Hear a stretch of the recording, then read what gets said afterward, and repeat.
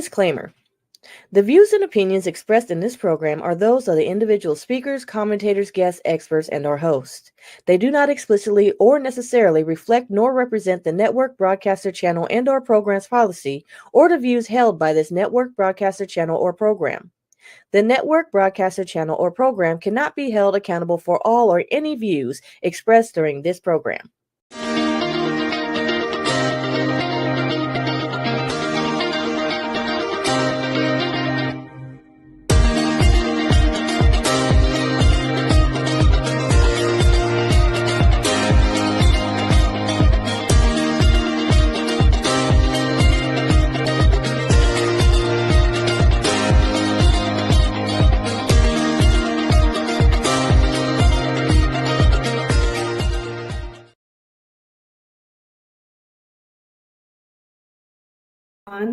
I'm talking on mute, everybody.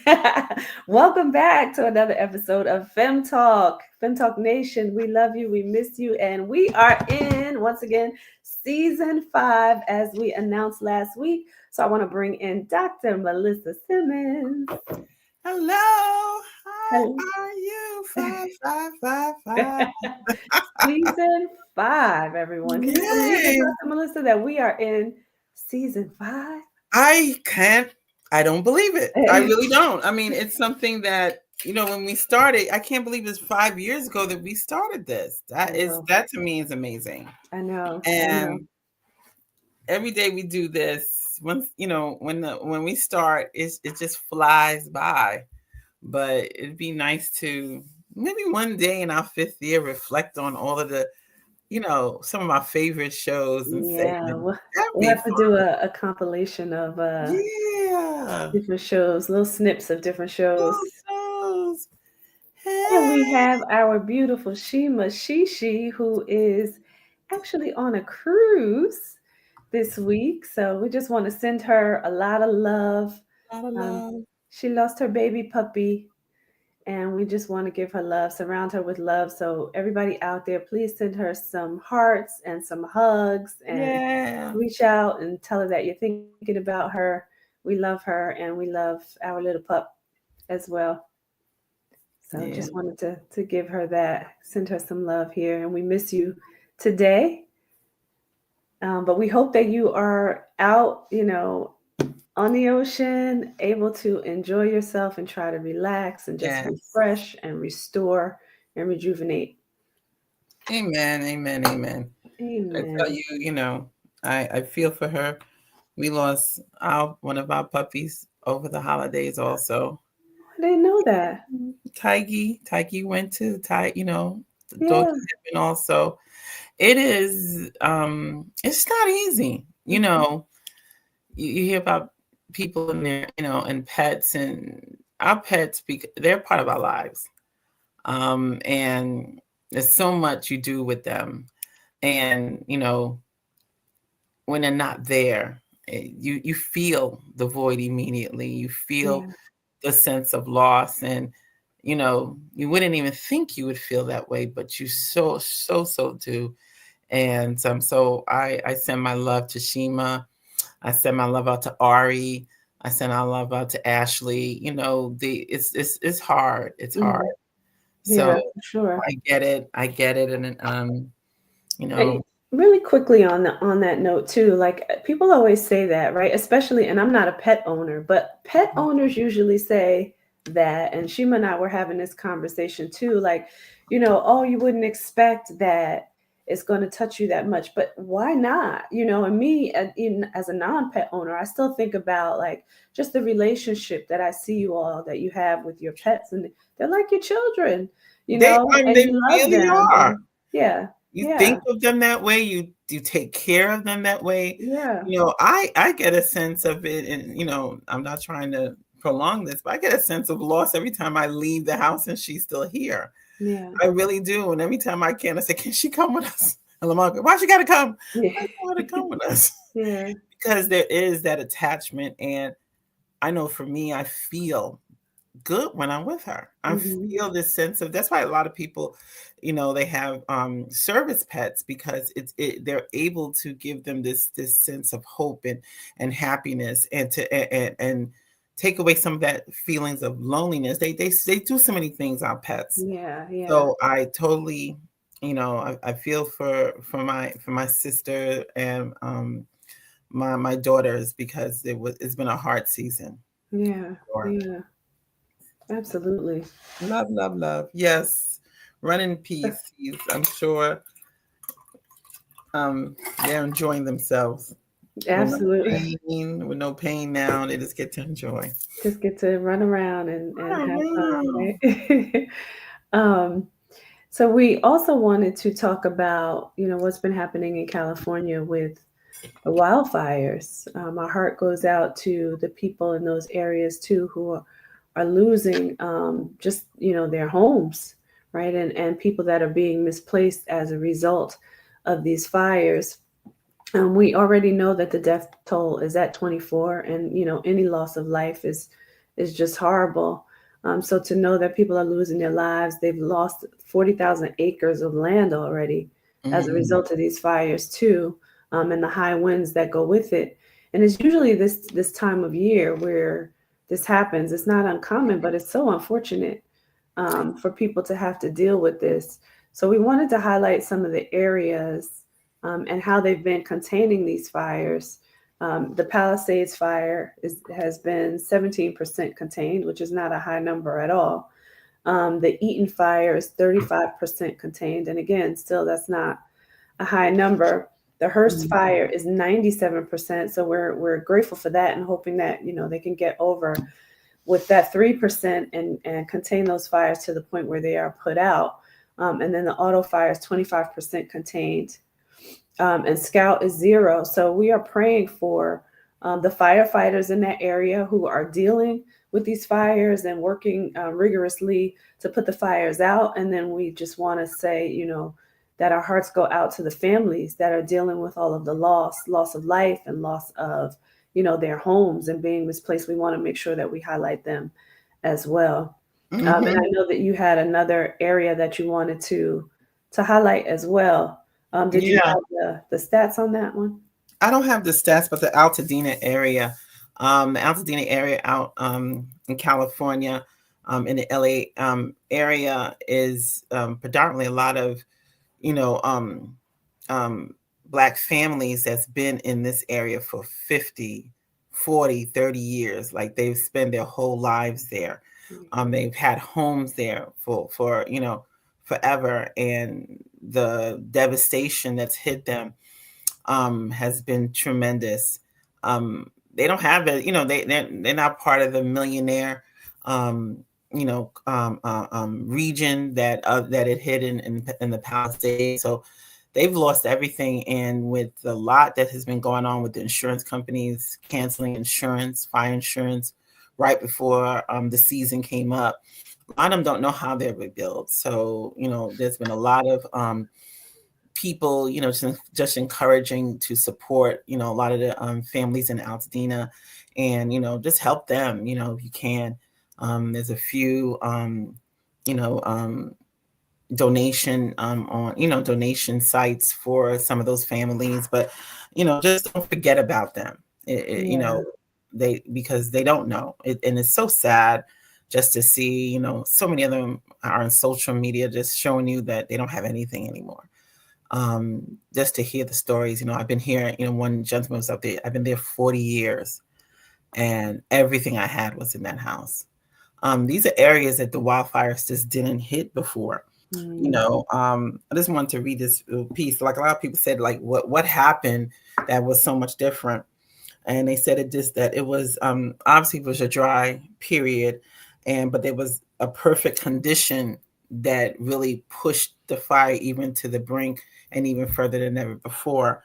Um, they talked about the different thing called a hydroclimate whiplash that mm, occurred in that area between the dryness and then the Santa Ana winds, and even the mountain range, how all of those circumstances came together to really push those fires. And if we could imagine a hurricane that has 60, 80, 100 mile per hour winds, imagine a hurricane with flames. fire, right? Yeah, yeah, That's what happened out there with flames, yeah, because those, when the Santa Ana winds kicked up and that system in the mountains kind of all came together, they were talking about 40, I mean, not 40, 50, 60, 70, 80, in some points, 100-mile-per-hour winds hit.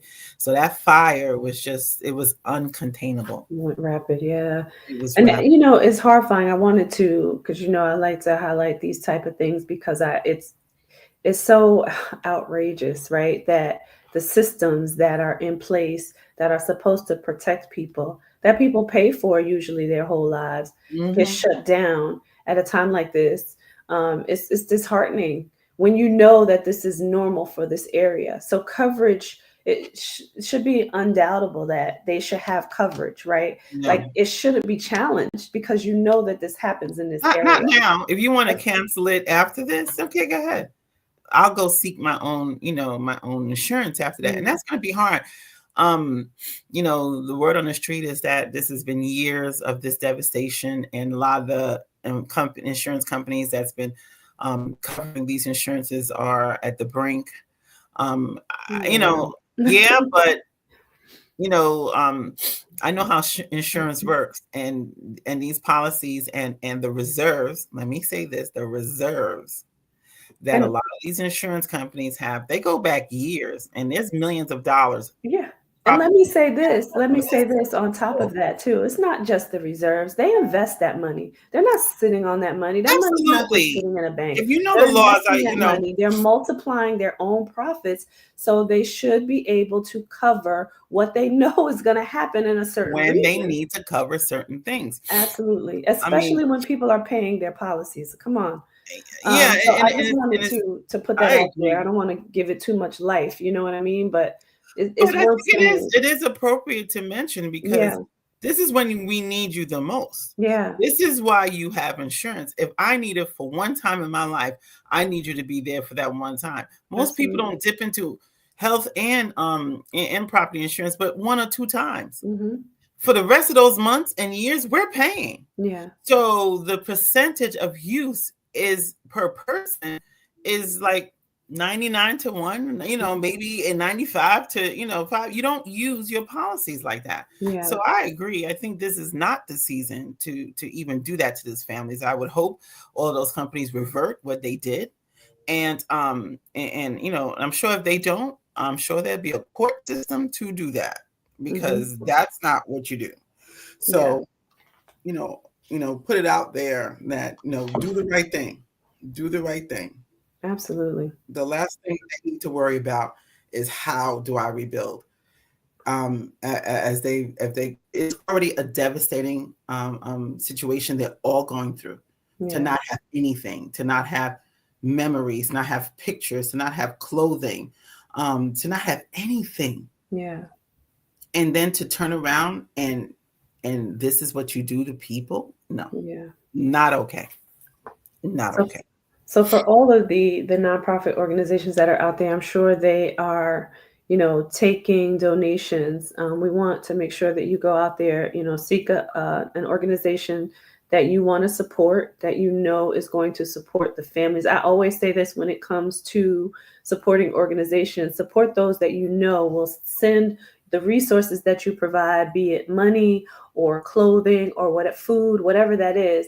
Know that they're going to pass that along to the families that are in need. So do some homework before you start to donate, because you want to make sure it's going directly to the people that really need it the most. People. I will say this, and I just saw this. Thanks, Nick. Is and the reason why Altadena took such a severe hit, unlike Pasadena, is that they don't have their own police nor fire departments. So and shout out to all of the volunteer fire workers that have been attacking these fires, and shout out to the incarcerated firefighters. There's a number of persons that are out there that are incarcerated that are vigorously fighting these fires. So shout out to all of them, because without them, we wouldn't have containment that we have today. So shout out to you again. We're our love and support is with everyone, and we just hope that that moment of the after moment to rebuild comes for everyone. Yeah. Because we are strong. We are Absolutely. strong. Absolutely. Absolutely. So again, don't forget to donate. Find an organization that resonates with you, and donate so that people can get what they need. Mm-hmm. We want to also mention. Have to show the book. You've heard us talk about this book Yes. last week, and we have started the book club with Radical Candor by Kim Scott. So we I want had to to get get up. I had to get up because it's right there. had to get up and get the book. So I know that you were excited about the 4 quadrants, and you mentioned this last time. You want to walk through those? Yeah,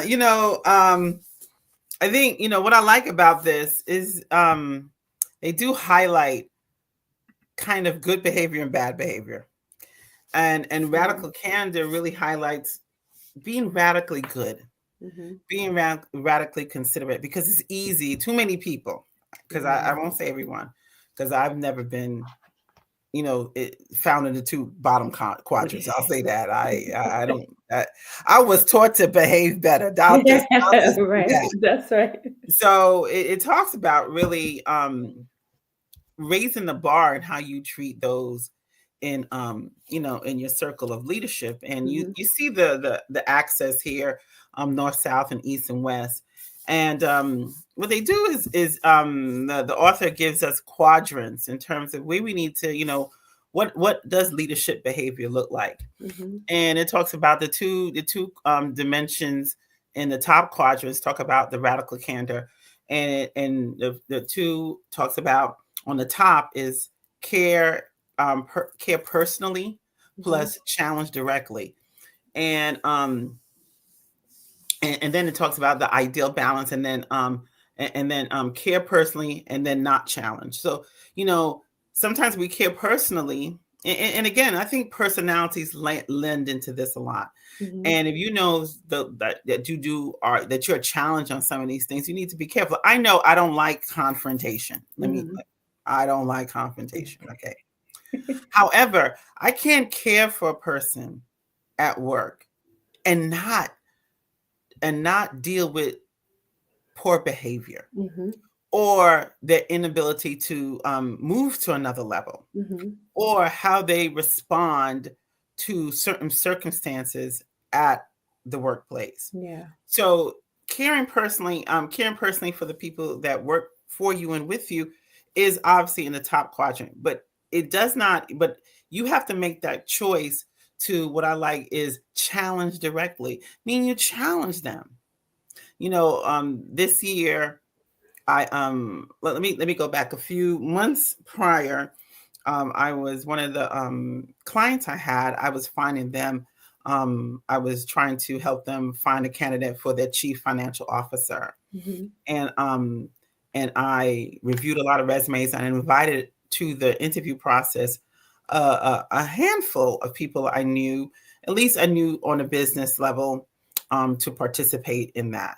And to my chagrin, as some of them were interviewing, they really wasn't, they wasn't selling themselves. They really wasn't doing all that they need to do.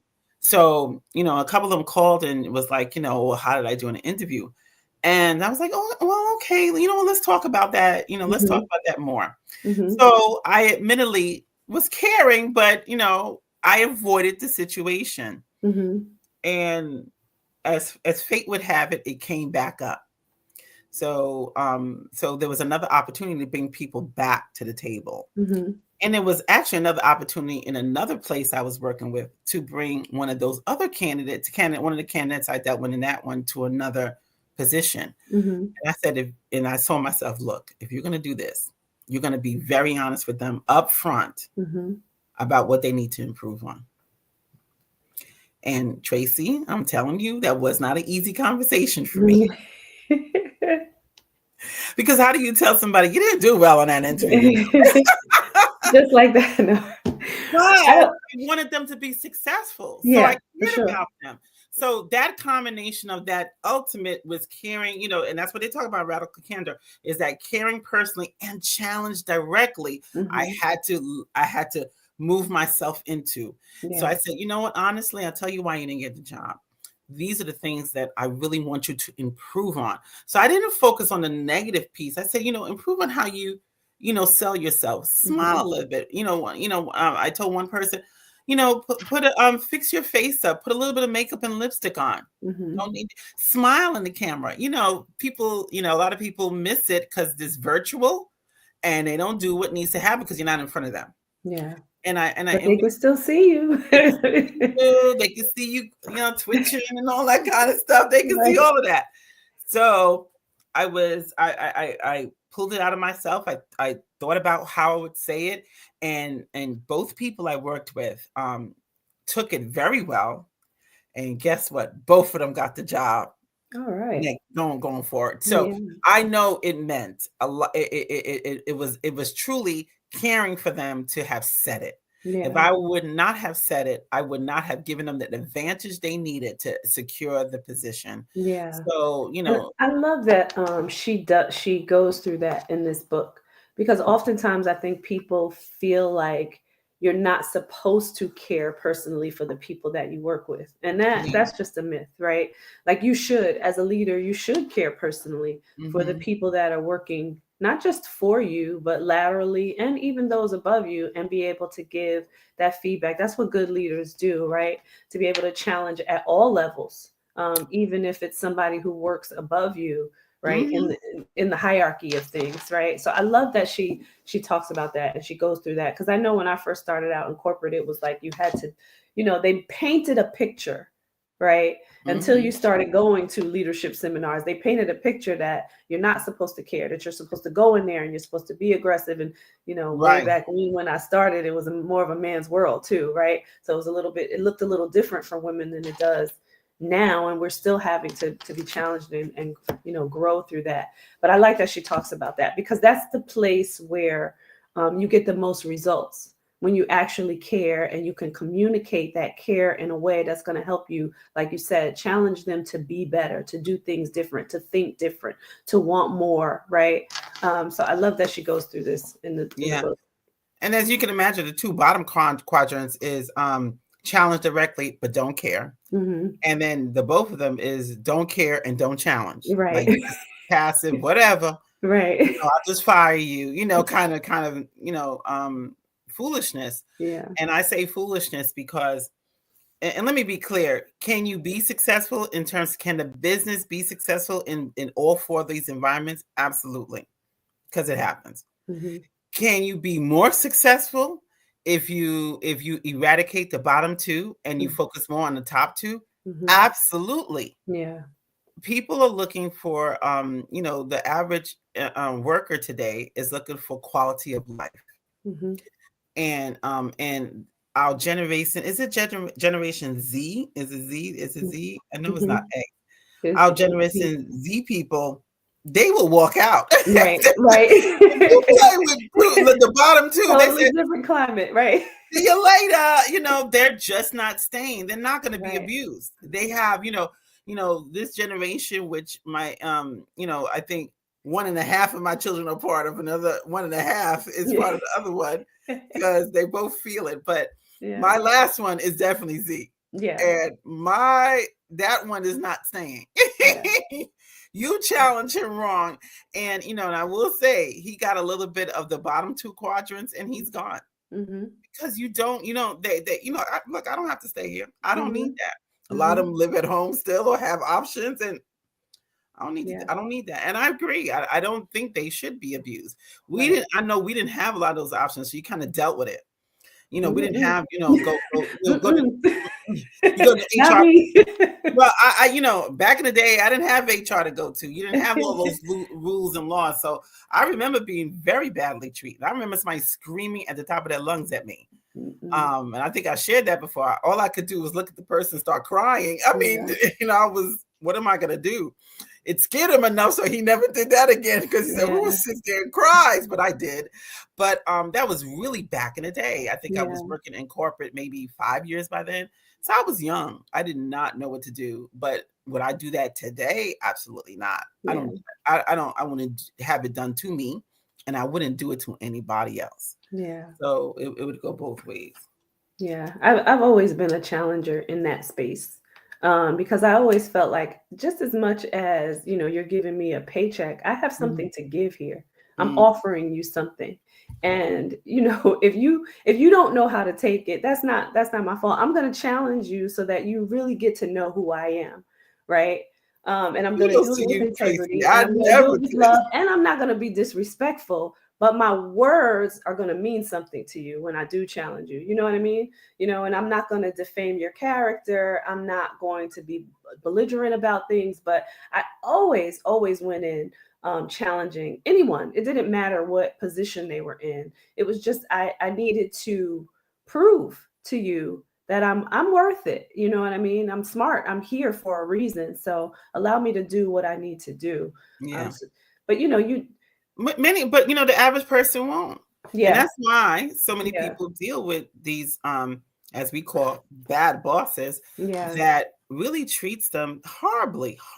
I again recently went to another place trying to reform their department, and a few people telling me about the experiences they had with their former bosses, and I was like, you got to be kidding. They did that. I mean, people still treat people badly. And I don't think, thank God for people like you, Tracy, that will stick up and talk for themselves. But none of these people ever even thought about going to HR and telling them what was going on or going to somebody.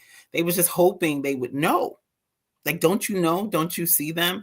And I think that's what a lot of people, don't you see that? And because they think the top person sees them behaving this badly, that they would definitely correct it.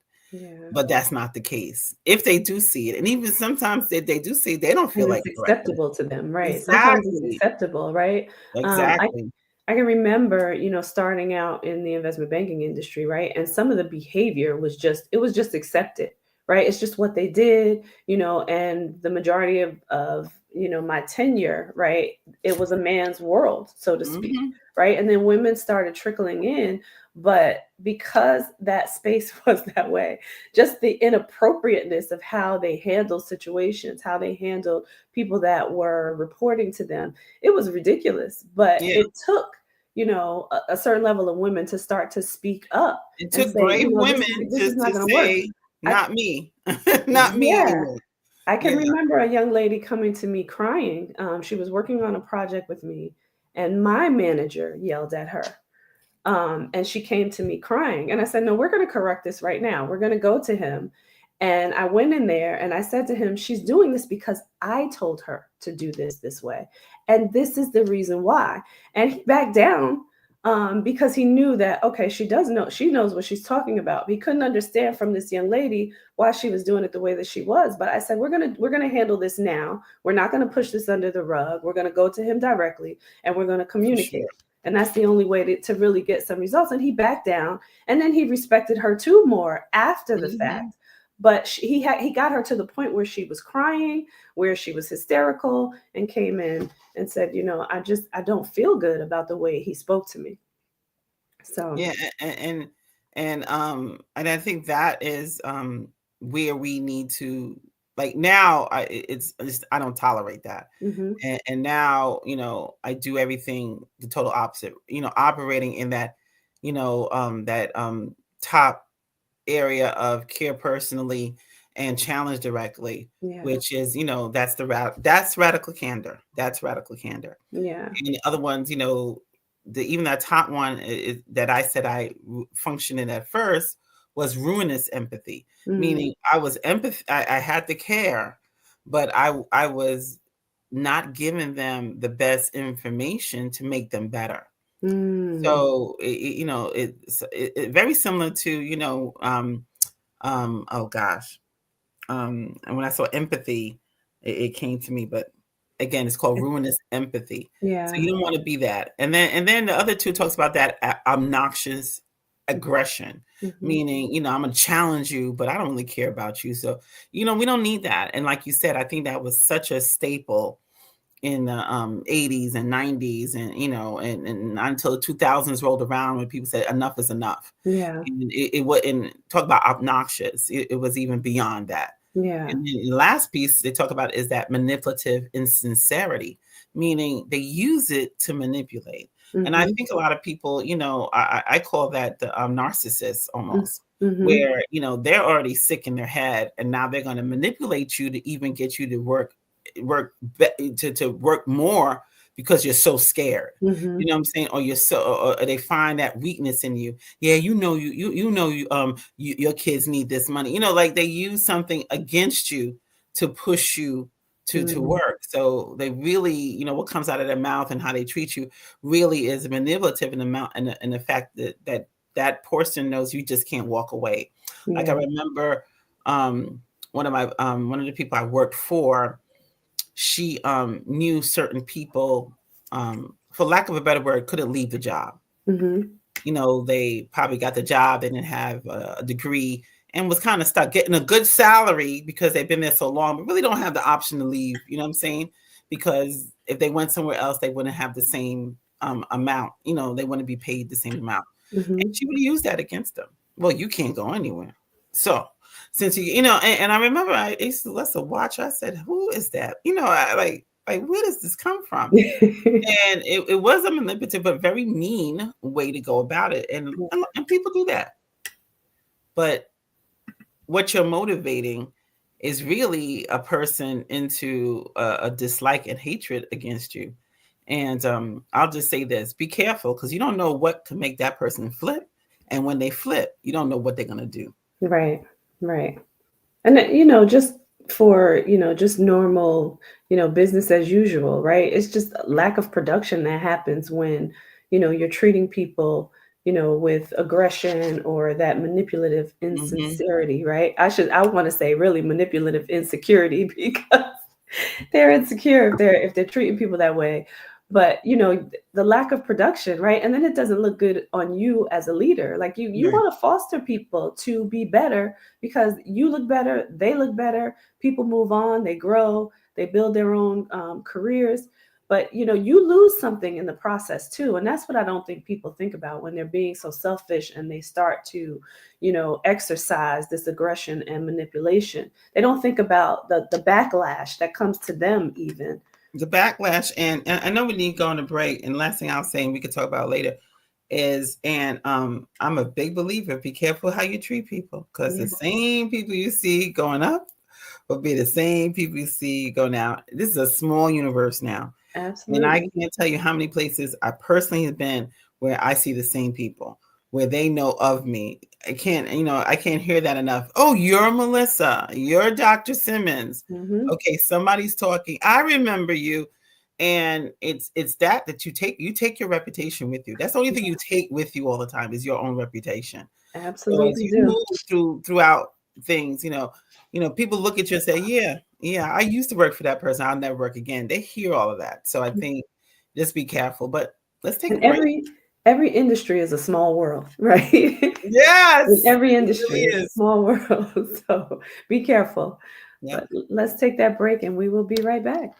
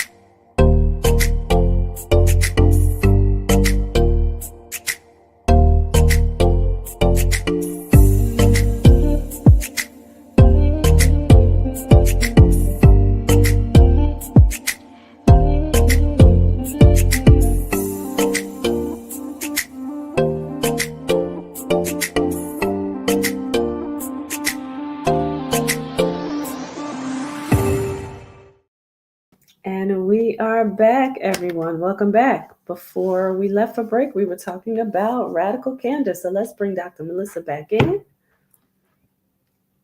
Hello. All right. And we want to make sure that you continue to join us on this journey as we explore this book, Radical Candor. You can see that there's different covers, same book, though, same content. So, take this journey with us. We'll be talking about the book, on multiple episodes here. So go get the book. Go get it. We just did chapter 1, so you still have time to really join and dive into the conversation. And one of the things I'm going to definitely do each year as I do my coaching and my leadership development, and that's coming up soon, is I always like to give a book. And I think this may be one of the books I give. I have 2 books to consider, but this may be one. But one of the things I'm going to need 2 pieces that I'm in terms of those quadrants. So when we talk about that quadrant of caring and challenging directly, how do you, it talk one of the comments that is made by the author Brené Brown. She talks about balance praise with criticism, meaning don't even worry about the criticism, mention it, but balance it. You're really doing a good job. You really did good. Like when I did have to go back to those people that did the interview, I said, what you did well was this, and this really went, and they remembered that. I said, so as you move forward, let's consider different things that you could do to impress them even further. You know what I'm saying? So I didn't focus on one person. I did tell him, I didn't specifically say, like, a lot of people, I just said it, like, a lot of people like, and a lot of people use those kind of things to think about how to talk. When you think about how to talk, you tend to like hesitate. Sometimes the hesitation comes out with a word you say a lot, or with a or something like that. So one of the things I talked about was, okay, I did notice in your interview there was a couple of times where you kind of used pauses that was noticeable. I didn't get into all of it. But I said, so instead of doing that, why don't we consider doing this? And one of the tips I gave them, it was funny. They actually, so now when I saw the next interview, they actually used the tip. And it worked, and actually worked to their advantage, because then people were impressed that he did that. And I said, wow, look at something just to help one thing to start, to kind of rectify something became a positive. You know what I'm saying? Yeah. So I think the focusing on the balancing the praise and the criticism is so important, because we don't need to go over. People know, when you bring things to people's attention, most of the time they know it anyway. So there's no need. They're already nervous, or whatever the situation is. There's no need for you to kind of harp on that. But you now encouraging that person, really means a lot.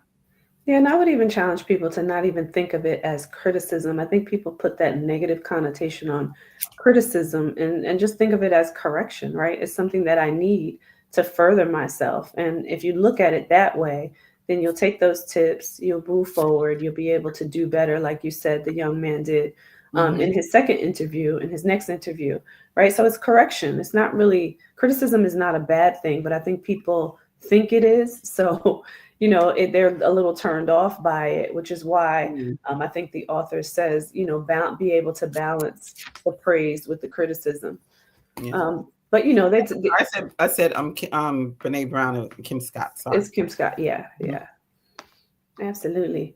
So we have another topic that we want to discuss with you tonight, especially here at the top of the year, when people are struggling to go back to make sure that they are setting up those, and I'm putting up my quotes on this one, those resolutions. I would like to say goals, your vision for yourself, more than a resolution.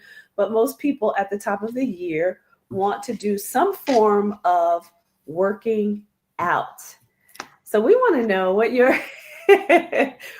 resistance is when it comes to working out. And we want to talk about some of the challenges and some of the things that you can do to get an effective workout in, still get your movement to have you ready for 2025. Walking into 2025, looking and feeling exactly the way that you desire.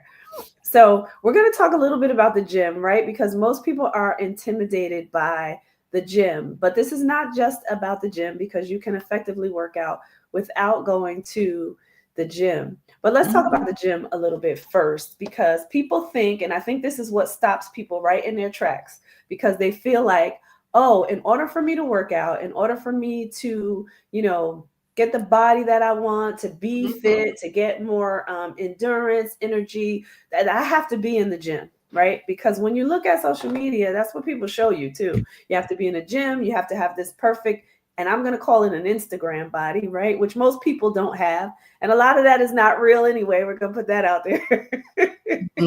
But people think you have to do it at the gym. So what are some of the expectations around going to the gym? They're the cultural and societal expectations around going to the gym and the pressures behind that. Well, that's what people are pushing on you, right? But you don't need the gym in order for you to work out. So don't allow that to be the push. Most people think they need to get a trainer and they need to be in the gym, right? So what do you think about that, Dr. Melissa, when it comes to people putting that societal, standard on you?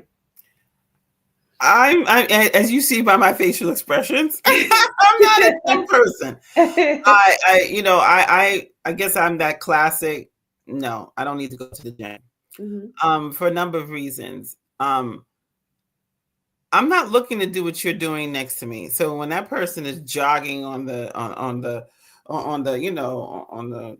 treadmill or doing the steps, like running, that to me sometimes is intimidating.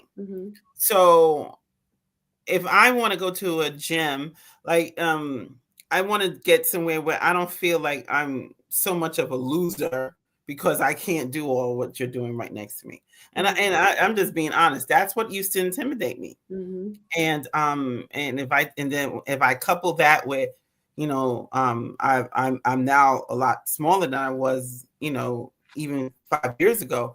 So me in the gym as an overweight person, that's intimidating. Because you're all fit with the muscles like that big and everything. So now you're like, I can't measure up.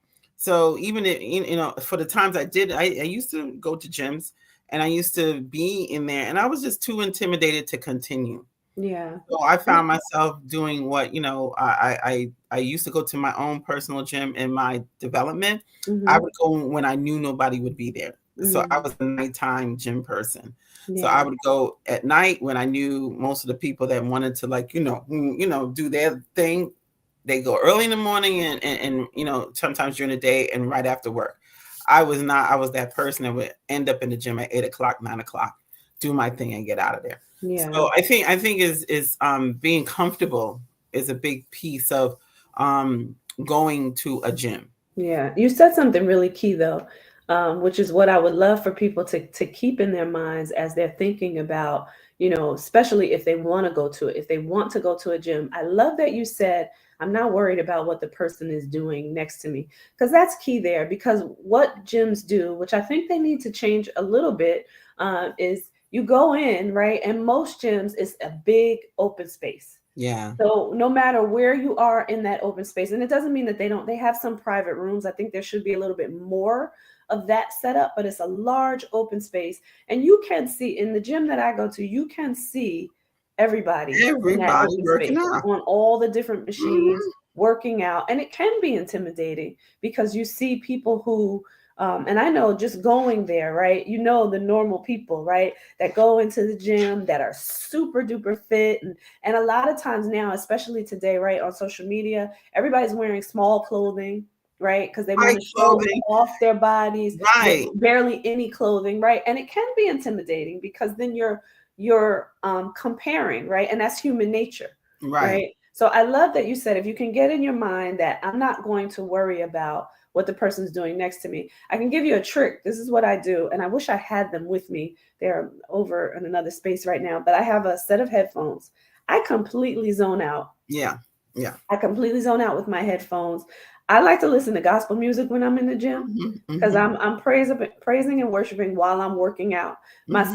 son, my son always jokes because he says, "Mommy, I can hear you across the gym," because I'm completely zoned out. I'm not paying attention to anybody else. I'm praising. I'm doing what I got to do and getting out of there. Right. Yeah, So yeah. if you can put yourself in a place where, if the gym is where you want to go, because I will say this, right? There's equipment there that you may want to use that you won't have At in your home, right, home or in other smaller gyms, right? right. So if you want to go, see if you can do something for yourself that's going to allow you to zone out. The other thing is that a lot of them are male dominated, right? So you've got a lot of men that are, walking around pretty beefed up, I will say that, right? And trying to give you some unsolicited advice about how you should work out, because everybody in the gym who goes to the gym on a regular basis Is an knows expert. more than anybody else about working out, or so they think, right? So you may get some unsolicited advice when you go there. But if you zone out, then people won't bother you. I know this personally, right? People don't talk to me when I'm in the gym because I'm not available for them to talk to me. Right, right, right. You know, so if you can do that, make sure that you do. The other thing is just making sure that you understand how to use the equipment, right? They do have on the equipment, they tell you how. A good gym will have friendly trainers there that will help you. Work the thing. And I think that's another big piece, Tracy. Yeah. If you're not a gym person, you don't know how to use the equipment. Mm-hmm. So and another piece of being intimidated. I remember a couple of things. Oh, I would love to work, try that, but you don't want to be embarrassed. Mm-hmm. So you're not. So I found myself at the beginning, like one of the things that I ended up loving was the elliptical. Mm-hmm. I did not know how to do the elliptical when I started. And so I was, like you said, intimidated and I wouldn't try. And I think Mm-hmm. I went back and my daughter came with me and she showed me, Mom, this is how you do it. And she took her time, showed me how to do it. And I said, I like this. And I started to, that was, became one of my favorite pieces of equipment to do in the gym. That being said, she took the time to show me. And like I said, and like you said, I think you have to become comfortable with the equipment and how to use it. Yeah. Especially, even a good treadmill, how to use it, that cord that you put on you to make sure all that stuff. If you don't understand it, learn it. And kudos to the gyms that make those friendly spaces. Because Mm-hmm. that's another piece. They have people in there. And a lot of times, which is the bad piece, which is another reason why a lot of people avoid it, is that now the trainers in the gym, they won't even come to a They me won't or engage. somebody Yeah. else.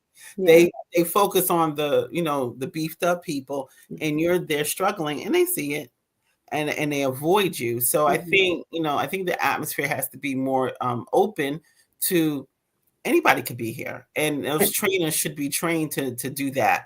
And Because I will tell you this, the gym that I worked for in New Jersey when I started this whole, health coaching journey and training, that was their motto, right? That you would engage with people that were coming to the gym to see how they were doing, to see if they needed any help, because really they wanted you to get clients, right? And the yeah, only way for you to really get clients is to engage with people and to really understand where people are and what they need and to help them in that way. So I love that that was, the way that they had their gym set up, the way that they trained the trainers in order to help anybody. You were supposed to help any and everybody that was coming in the gym. And the yeah. idea was, how can I help you where you are right now? How can I help you use the equipment?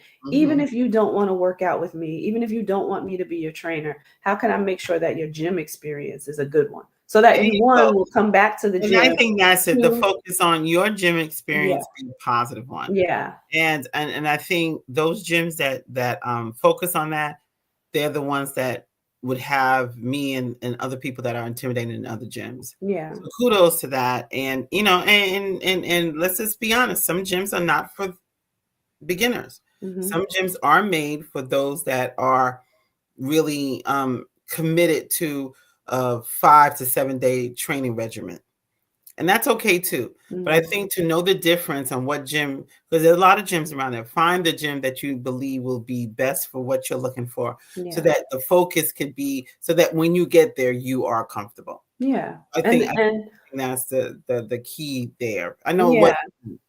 And I would challenge that, right? Like if it's a larger gym, like you can get from every level you can get a workout, right? But is are you getting the assistance that you need is the bigger thing. But I will say this too, there are other gyms that have been popping up that are more of the like challenge spaces, right? And they're focused on the challenges versus equipment being beefed up. It's more about, how do you foster a healthy lifestyle? Let's go into this exercise challenge together as a community. So if that's something that you like, there are gyms out there now that are Mhm. doing that. And they're not big on a whole lot of equipment. They're bigger on, let's get a good workout in. Let's do a challenge together. Let's support one another, and go ahead and get to whatever goal we have Right. for our lives. So Right. there are those alternatives out there that you can do. The other thing I wanted to say about working out is calisthenics and your own body weight is a great way to get fit. And I will say this, most trainers that I have worked with will start there. Even if you are going to the big gym with the equipment, they don't just put you on equipment. Mhm. They don't do that. You start out with your own body weight. And With your those are body. things that you can do from home. So if you can find yourself a good trainer that will work with you virtually, if you needed help there, or if you can find yourself a good video to follow or a good app to follow that's going to Mhm. allow you to do the calisthenics that you need to work out with your own body weight and do it right from your home. There's always things in your house that you can use. You've got stairs, you've got water bottles, you've got walls, right? you know. I'm a shout out. I have to shout out now. I have to shout you out, Tracy. Tracy, you were one of the few people I always enjoyed you training me. Yay. Always enjoyed it. Enjoyed the workout. I mean, all of those things that you're talking about, using your body weight, you taught me that. You Mhm. taught me how to, I mean, and you listen to, that's what I love the most. You listen to me. So if I said, I don't know how to do this or I can do this, you would say, you know what, then modify it. Let's do it Mhm. this way. And I Mhm. think that's the kind of trainer. You're the type of trainer I know I need, always appreciated, and so many people are looking for is that somebody that's listening to you, um, pushing you, but not pushing you to a point where you're frustrated. I Yeah. think that's another piece that I know the average trainer has the best intentions. Yeah. But I think knowing who your person is that you're training is knowing when enough is enough, giving them challenges. And that's what I liked about you also. You gave progressive challenges. Mm. It wasn't the first day, you said, okay, last week we did this. Okay, so this week we're going to take it to, like, if we did a 10, you would say, okay, let's do it 15 now. Mhm. That kind of thing. And that I'm not mad about that because now you build me up. But when you push me at the beginning to a point where I don't like, now I'm just frustrated, I'm not coming back next Yeah. time. I Yeah. may have done it, but I'm not coming back next time. You know what I'm And saying? you mentioned something key too, right? Like there's always a way to modify what you're doing, right? If it's not like if you're at a certain level, because everybody's at a different place, everybody's at a different level, and there's always a way to modify an exercise, whether you're on Right. the equipment or you're doing your own body weight. There's always a way for you to get the most out of what you need to do right now and allow yourself to progressively get better at Yeah. something, right? That's the idea. That should be the idea behind when people are training you to allow you to progress, To not to push progress. you so much to the point where you just fall out and then you're like, I'm done. I don't want to do this anymore. And then it's over. And that's how I know I learn, especially when it comes to that kind of thing. Yeah. Now I go to I get therapy, so I do a lot of my exercises there, and they progressively move me. For me to be able to say I could do planks now is like unheard of, but I Oh, can wow. because it started with them taking, okay, let's try this. Okay, Yeah. let's do it for 10 seconds. Oh, you could do, okay, oh wow, you did it for 20. And now those kind of things have moved on. And now I could say, yeah, I could do that. I could do that. But it took them listening to me, progressively moving me, not pushing me too fast, but pushing me at a speed that I could handle. Hmm. And I think that's what, I know that's what people like me who are intimidated by the gym. So I appreciate this conversation Yeah. would need, is that kind of, people being sensitive to who I am. Yeah. And I love when you talk about that. Like when you think about um, that you know who you are and how you operate. Every time I coach a person when it comes to just living a healthy lifestyle in general, but working out also, is you have to know how you operate. You got to be honest with yourself about who you are. If you're a person that can do something cold turkey, then by all means. But if you know you need a progressive way to build up your endurance and your strength and your energy, you have to do it that way. You cannot operate the way somebody else does, you know? Yeah. And I think what happens when we look at social media, we look at how other people are doing it and think that that's how we need to operate. You got to be realistic with yourself. You do. So we just want to tell you all out there, it is the top of the show, and it is the top of the year, and we're at the top of the hour now, at the end of the show, but it's the top of the year. And if you have goals where you want to get fit, you want to strengthen your body, you want to increase your energy, you want to just move more, by all means do it, but find out what works for you and do it your way to get results. And if you need the assistance, get the assistance that you need, that's going to allow you to put a plan in place that's going to have you looking and feeling exactly the way you want to for this 2025. And don't be intimidated. Do it your way and get it done. It doesn't have to look like anybody else's. That's right. So we love you. We will see you next week right here on Fem Talk.